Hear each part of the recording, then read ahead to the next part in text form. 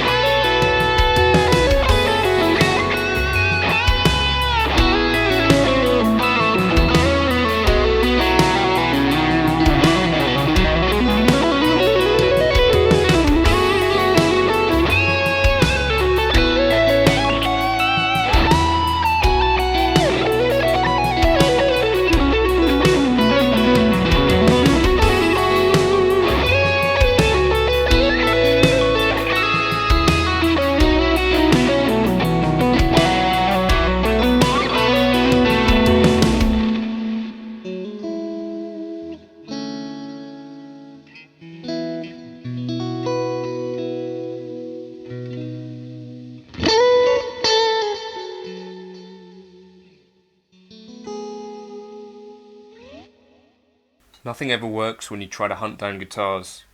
The coolest guitars I've ever gotten in my whole life were ones that just came into my life without me hunting them down. Anytime I've tried to force the issue, it never ends up being the one I really want, and it's always a road to heartbreak. I'm telling you friends, learn from Larry's expensive mistakes. Practice until a cool guitar comes into your life. So I saw MusicRadar and I think Ultimate Guitar did an article on like this little snippet from a Tom Bukovac video, and it sort of hit a nerve with me because this is something that I kind of think about a fair amount as well. So I just wanted to kind of read some of these kind of snippets, and the basic point that he was saying started off like this: don't buy any more gear today, friends, learn some song. He also said, like, learn a cool song with hard chords that you've always wanted to know. It'll inspire you. I tell you, that's where all the inspiration comes from. It's learning new songs. I'm not suggesting we be copycats and try to steal everything, but learning a song that's totally different from anything you'd ever write is a great way to grow as a musician. I think Tom has a really good background for this as well, because as far as I know about Tom, he grew up playing in his mum's bar, I think is like the story. And, you know, of course, when you're playing in a bar, you do cover tunes, and I think that's something that many of us, that obviously will never get to the level of Tom Bukovac, but many of us kind of started playing cover tunes and playing your favourite people's songs, and even some of the top kind of session players end up playing other people's tunes, right? It's not all about what you can write and stuff. A lot of the whole music business really is about playing someone else's tune, really. Even like a lot of what Tom Bukovac does, which is kind of, you know, putting parts to songs that other people have written as a session guy, or, you know, being involved in the writing of songs as well. You know, it's all about, you know, something. And Tom was talking about an example of a young unnamed friend that he sometimes sets guitars up for. He's got the same disease I had when I was young and that age. All I thought about was get the guitars, get the cool old guitars. I would like to help anyone from getting too far into that rabbit hole and focus more on music. You've got great guitars, you've got plenty of guitars to handle any musical torrent that could come out of your body. So just play. Don't worry about gear. Let the gear come to you.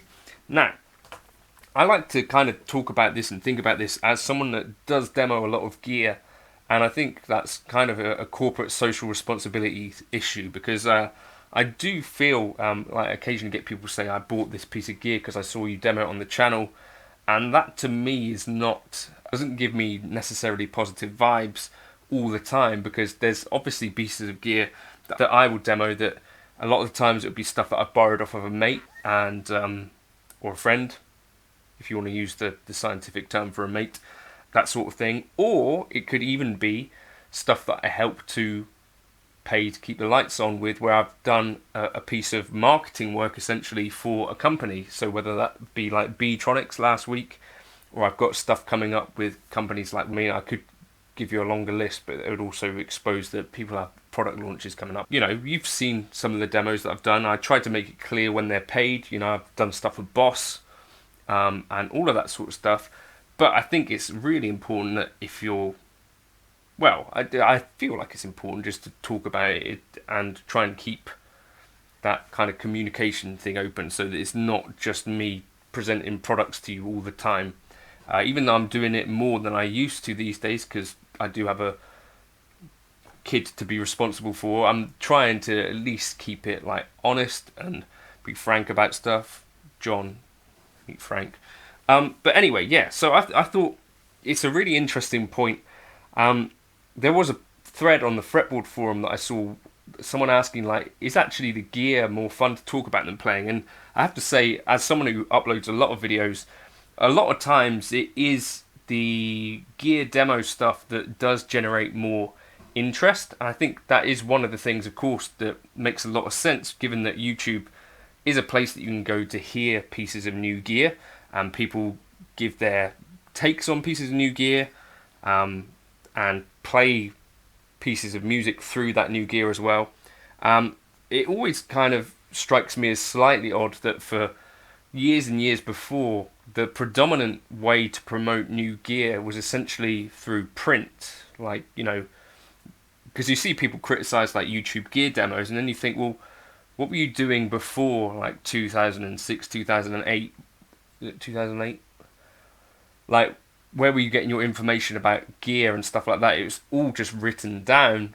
And I think at least with YouTube, if you're familiar with players, like it might be someone like Sean Tubbs or whoever you dig on YouTube, you can get a sense for pieces of gear that maybe stand out as being different. Or if you watch someone quite regularly, you might find that they gravitate towards specific pieces of gear outside of the paid demos and stuff like that. I think that's kind of interesting as well. So for me, like, it's this type of guitar, and it's mostly like an HX Stomp or a Helix or something like that. But I think it's a really good point. So first of all, yes, gear actually is oftentimes what brings someone to your channel. And even Tom himself, like his great vintage guitars and stuff like that he'll put in thumbnails, that does draw attention to a channel. But there is the other part of it. Like, the other part is that you're actually interested in hearing Tom Bukovac play, you know, a Gibson SG from 1962, rather than could be anyone playing that sort of guitar. It's actually kind of more interesting because Tom is a great player and knowledgeable and down to earth, and actually working in Nashville. To hear him making music on an old guitar as well is kind of interesting. I definitely can see the danger of the gear thing as well, as someone who has bought and sold so much gear, and it's something that I've talked about at length, obviously. But I can honestly say that even, you know, I didn't used to have much money, as in I've had less money now, you know, so through lockdown, for example, I wasn't really gigging, didn't have a ton of money at that stage. I bought way more gear than I have now, when I'm relatively much more comfortable than then. And so what that shows to me is that actually the ability to acquire gear did also sort of quell some of that gear acquisition stuff. And I would say that right now, what would be more interesting to me and what would be more beneficial to me would be to have more time to actually just play guitar, because most of the time these days I'm either looking after the kid or making a video, or trying to sleep. And I guess that's part of having kids and stuff. But actually quality time to try and practice something or learn songs and that sort of stuff, there's less of that. And I do think that's a really good point. So not buying the piece of gear today is amazing advice, because what I found is that not acting on impulse actually does help you avoid some purchases. So for instance, there was a Carolan OD3R that was for sale, and Carolan amps in general are pretty rare now, and Carolan OD3s are particularly rare because it's one of the specific Carolan amps. There was one in a shop, I think it might even still be there, but it's been there for kind of weeks now. My instinct was, right, I'd really like that amplifier, but I waited, and if you wait a few hours, if you wait a day, I find that that kind of want and that need for that piece of gear does start to sort of dissipate. You could be a bit more rational. And so I think that's kind of maybe not exactly the point that Tom was making, but don't buy that piece of gear today, I think, is really quite a wise point, because I don't think there's any piece of gear that I regret not buying. Does that make sense? There's pieces of gear that I do regret buying, like a Core PRS DGT back in the day, certain amplifiers that the one positive with it is that I now kind of know that just acquiring loads of gear wasn't the answer. But yeah, a bunch of amplifiers, there's loads of pedals that actually, I've since sold on. It's not the end of the world, right? If you buy gear used, you can sell it on for basically what you paid and you're fine. That really is the point for me, is that if you wait, rarely have I ever found, that I regret not buying a piece of gear. I've had some regretful purchases and pieces of gear that actually then became quite hard to shift on. It's quite easy to buy a really expensive piece of gear. It's not always that easy to sell a piece of really expensive gear. It's what I've learned over time. So yeah, the piece of gear that you've got today, probably, in many cases, you could do some really great things with it. I think that's a really good point that Tom made. Really good advice, I thought. So I just wanted to kind of share that and maybe talk about that a bit. I was using a preset that I made in Helix Native there. It's going to be called Vox AC30 2024. It's a bit different to my normal tones, maybe, but I was just feeling like, what would I sound like through a Vox AC30 today? So that was that. It'll be in the Gumroad folder if you want to check that out. But yeah, the modelling stuff is amazing, I think, for being able to try new stuff without it having to cost, really. So that's a really nice thing about that.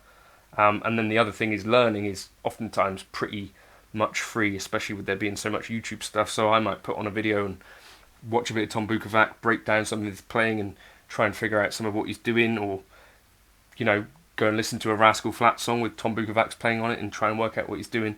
Like, there's lots of really good things. Or check out a YouTube channel that's doing teaching that you're interested in, maybe even mine, I don't know.